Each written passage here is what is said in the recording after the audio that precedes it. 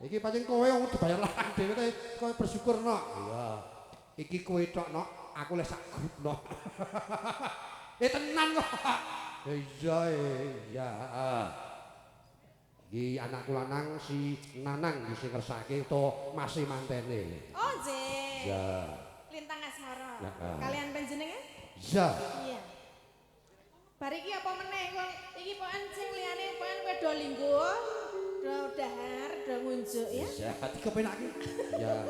Turunan ajake kowe wong ya arang-arang ketemu kok ya ono. Lagi alhamdulillah menika saged sowan pokoke iki tamune ket mau ora leren. Banyu mili. Banyu mili. Pancen Pak Ratmo ku serawuh ki luar biasa. Ning kula iki dereng kepanggih kalih Ibu Turahayu sing. Anang jero kono kok Mas Aino lenggahe nang ngono, mengko tak pethukke. Oh, Ya. Cik. Ki ngasta Dwija utawa guru nang SD Ngablak. Oh, kajenge mengkisah ngaten. Ya, mengko sampun tak temokke. Ya. Siap. Ya, kaya apa tintingane? Ya.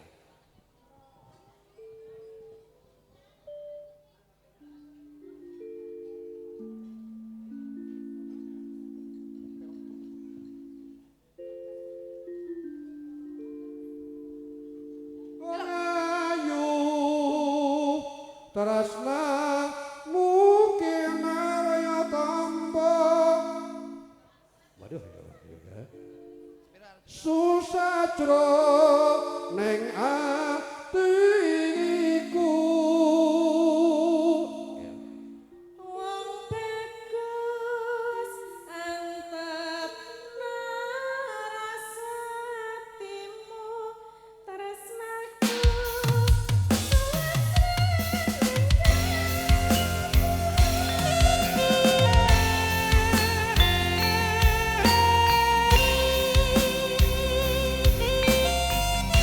Oke, Lintang Asmara bersama Mbak Santi. Bersama kami MC Bondanya Maria dan juga Dalang Koyan dari Ngablak Pengadil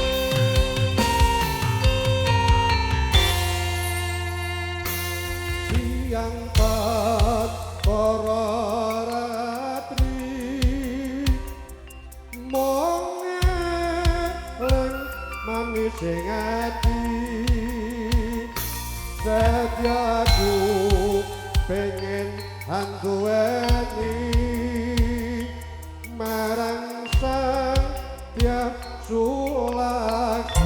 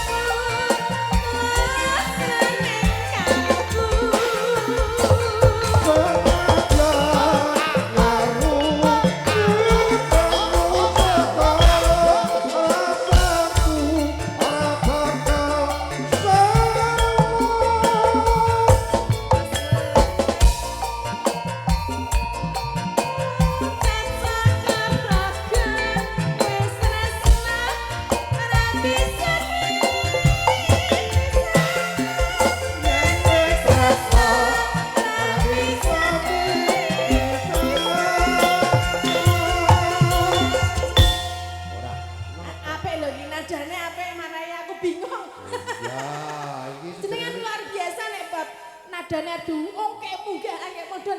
Aku sing bingung lerep. nek aku mono dhuwur ya gelem entek madhok tadi. Oh, sajake kulino aku rong kulino. Ya tak kulinake.